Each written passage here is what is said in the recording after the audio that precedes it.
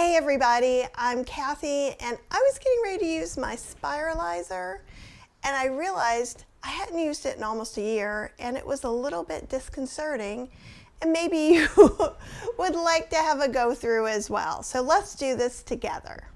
I'm gonna make my sesame cucumber noodles that I make all summer long that I actually sent out in an email not that long ago. It's a recipe on my blog, but really you can make it how you want. So I thought we'd look at the spiralizer, make the recipe, and talk about how we can change the recipe up a little bit. If you put your spiralizer back together, this is the Pandero, and it's what most people have, so it goes together kind of in a unique way. So this comes off, and we can set this aside. This is the thing that you can catch your noodles in, really. Okay, so if you put it away properly, you moved it so all of this was in here, so we take this out. Then we take this guy off. And there's a little button here because you're going to try and fail. You have to move this and it unlocks it. Okay, and then this comes up. All right. Pandero is pretty awesome about putting little arrows on things like that so that we know this goes this way, woohoo! And this only goes one way, and so it slides in there. This is where our cucumber's gonna go, and we push and move that along if you haven't had one before. So the other thing to look at is you probably have a selection of blades. This is an older Pandero, so there's only 3. So it means kind of like there's an angel hair, a spaghetti, and the just swirling it, you know, like if you're at the fair or something like that, you see those potatoes on a stick. It's kind of like that. So I almost always choose kind of the spaghetti size. And there's a really big difference between the spaghetti size and the angel hair size. So in the newer ones, what you get is more variety in between. If that's something you want, great. Don't forget to check Amazon warehouse for sales on this and other spiralizers. So I'm going to move this guy out of the way. And okay, so this has an arrow as well. So we're going to hold it here, and then I keep my finger here and we lock it in. So now it's in really good. Okay. So we have it, and now it's ready to go. These little feet are really good for just sticking down so that it doesn't move around as you're pushing on it, basically. So let's get one of these cucumbers ready. The straighter it is, the better, and I'm just going to cut these ends off. First, we put this on this side, in the middle as close as we can. Then we're going to try and get this in as much as we can. And then we're pushing and turning. So the cucumber, you're going to see some things that are going to be like these, I call them little macaronis because they're like little macaroni noodles. They're delicious. You can eat them. You can save them for salads if you want, whatever you want to do. And actually, I'm going to put them in this part. And then we have a little bit longer noodle, and then we have this part, which is more noodles. So it just depends on the size and how everything goes in. Because this is a little curvy, it's going to be a little bit different too. So let me get these noodles in here. And we're going to do a couple. And you can see, you can kind of see how that's starting to noodle out now. And it's still throwing off some of those little bitty pieces. Okay, and so the noodle parts that are noodles are really long. And then we can see how it really suctions on there. And so there are 2 options. One is just to eat the little things that look like macaroni now, or you could save them out for salads. it's really not a big deal. It's just cut up veggie, right? So you can use it however you want. There's almost always going to be a little snag of veggie at the end, like maybe between 1/4 and 1/2 inch probably. You could just chop this up, or it could be your reward snack. So then you want to carefully remove any veggies from here. This blade is sharp and it will cut you, so you could just decide to wash those out. Also on the other side, it's a little safer to get some of that stuff out. Then we'll just rinse and do a quick little scrub with everything and put it back together. So it's really easy to use. Let's go ahead and do another one. And one other thing too, these noodles are really long. So I go in and I just I don't even chop them, I just pull them apart to make the sizes that I'd like. A lot of them are going to be small already, but if you have some longer ones, and if you wanted to make just one portion of this for a lunch, you can do that. That's actually what I'm doing right now. And in fact, I'm going to put my noodles in my lunch bowl, and I'm going to take all of these little pieces and let them be in there too. And in a minute, I'll show you how I'm going to make mine and how we can change the recipe up a little bit. But let's go ahead and do a couple more cucumbers just to see how everything's working. So again, I'm going to cut off some of the ends.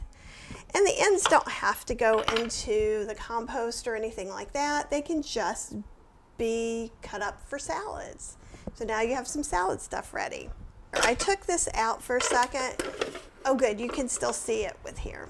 All right, so I'm gonna put my little thing at the edge there to catch it. Right here is the little part that you want to put in the center of your veggie as best you can. Hold that, then push this in and try and get it into the center of it the best you can. And push so those little needles go in. And see how it's not perfect? There's still a little bit back there. That's okay. That is perfectly fine. So then I always hold this, even though it's on here pretty solid. I hold this and you're pushing and spinning at the same time.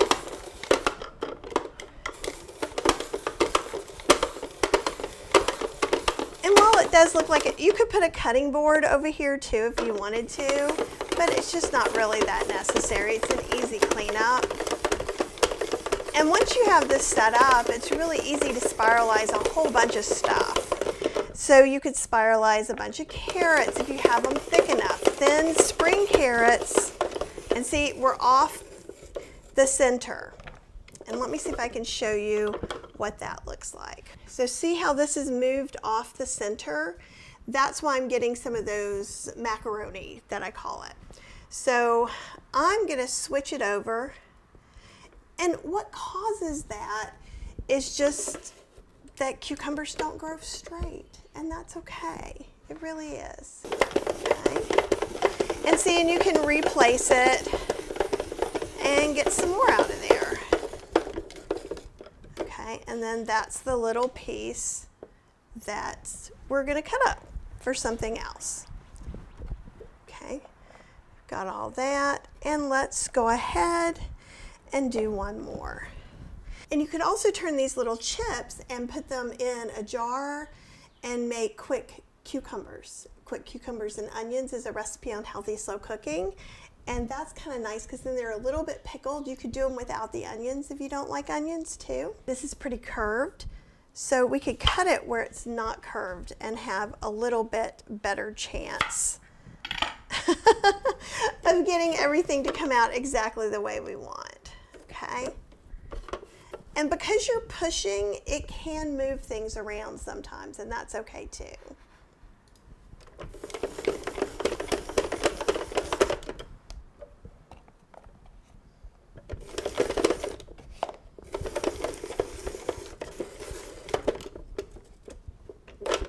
Okay, Okay, so that one came off. See how it moved towards the center?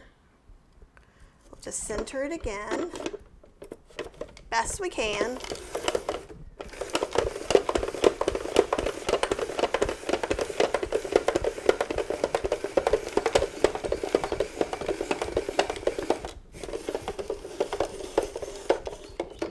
Okay, and we have that one more piece of cucumber that we can do really quick. And it's not going to be perfect, but neither is life. So there you go. We'll do it the best we can. So honestly, it takes me longer to talk about this than it does to make this dish. Okay, and I'll put these little pieces over here, and then that way that's cucumber we're going to cut up. Okay, so I have my one cucumber, that's my lunch today. And you can make these noodles as short or as long as you want to. It's just fun, and I feel like it feels more filling eating them as zoodles, or well, actually they're not zoodles, eating them as spiralized cucumbers. But you could just cut these up in chunks. If you don't have a spiralizer, another thing you can do for cucumbers and carrots is you can just actually use a peeler and get these thin, long, like tagliatelle slices, and that works really well. That's what I used to do. However, if you have a thrift store, there's a really amazing chance that you're going to find a expensive Pandero for like $5. I've gotten several of these and given them to my friends that I found at thrift stores, so don't count that out. Also look on Amazon Warehouse. So now I'm going to make my little noodle dish, which is super easy. So there's a proper recipe for this on healthyslowcooking.com. I'm just going to kind of do a little quick possible recipe, and then we can talk about some other additions that we could use. So I'm going to use some gluten-free tamari. You could totally use coconut aminos. And there's this cool small batch tamari that I found, and it smells delicious. So that's something else we could use. I'm thinking of saving it for a special occasion. You definitely need either some rice vinegar or a white balsamic or a little apple cider vinegar. And basically what that does is it balances out the salty, and that can be really nice. You could also use, if you have a ponzu sauce, that would work really well in this as well. You could use some lime juice, lemon juice, orange juice, really just about anything. And then I do use a little bit of sesame oil, but you could just use toasted sesame seeds or a little bit of tahini to make it oil-free. So usually I don't even put this in here, but I'm probably going to put like 2 to 3 teaspoons of soy sauce, probably about 1.5 teaspoons of rice vinegar. Then what I'm tasting for is just this balance, that it's not too salty and it's not too vinegary. And it's too salty. Ooh! Way, way too salty. So we need to add more vinegar.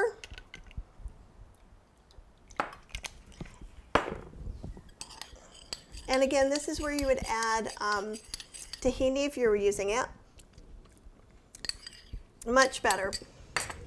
So if it was too vinegary, I could add some more soy sauce. I'm going to add some sesame oil, probably about a teaspoon. You could use about a teaspoon of tahini as well. Or you can just put whole sesame seeds on the top. That's pretty magical.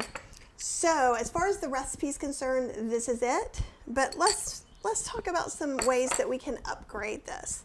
So black sesame seeds, and I'm going to save these to garnish on the top because that's going to look really pretty. We can put some garlic powder, onion powder, or ginger powder. I know I want some ginger powder, and I'm just going to put maybe like a 1/4 teaspoon. I don't think I want any onion powder, but I'm going to put just a sprinkle of garlic powder. Okay, so you can kind of see that. We'll mix that up. We could also put in some hot sauce like sriracha, chili garlic sauce. We could use peppers, like these are just like those crushed red peppers. There's also something called toragashi. And it's an assorted chili peppers with orange peel, black sesame seed, white sesame seed, ginger, seaweed, and Japanese pepper. So it can be quite spicy, so I'm just going to put a little bit in there. See, it's got lots of sesame seeds. See how pretty that is? Okay, we can also go ahead and add in some kelp or dulse, which is really good for me in particular, and bad for Cheryl because she hates that stuff. I also found this new seasoning I'm not using today, but it smells really good too. It is kimchi seasoning mix. Now, kimchi is not always vegan, but this is vegan and gluten-free, okay? And you can use it as a condiment on anything. So basically, it does have some sugar and salt in it. So if you're SOS, this isn't for you. You could always just put some kimchi or a little bit of kimchi juice if you have some vegan kimchi laying around. You could put herbs, cherry tomatoes, different things in here that you want. It doesn't have to just be cucumbers. Okay, I'm going to taste it. Oh my gosh. So adding the ginger in there, and you could put regular grated ginger, regular grated garlic in there if you want to. It's not going to get cooked. And then let's see how much of this we're actually going to need. I may only need a couple of tablespoons of this, and then if that's the case, I'll save some for me for later. Okay, so I put about 3 tablespoons. I'm just mixing it. It's just coating really nice. You can also go ahead and do this ahead of time and let it marinate, and then it's really good. This would be a good marinade for tofu, and you could put some air-fried tofu on here. You could make this a whole base for a stir-fried noodle dish. But basically on hot days like today, this is when you don't feel like eating, you can eat these nice cool noodles, and they're just delicious. Here's to spiralizing and having a delicious summer meal. So enjoy, and let me know if you have any questions.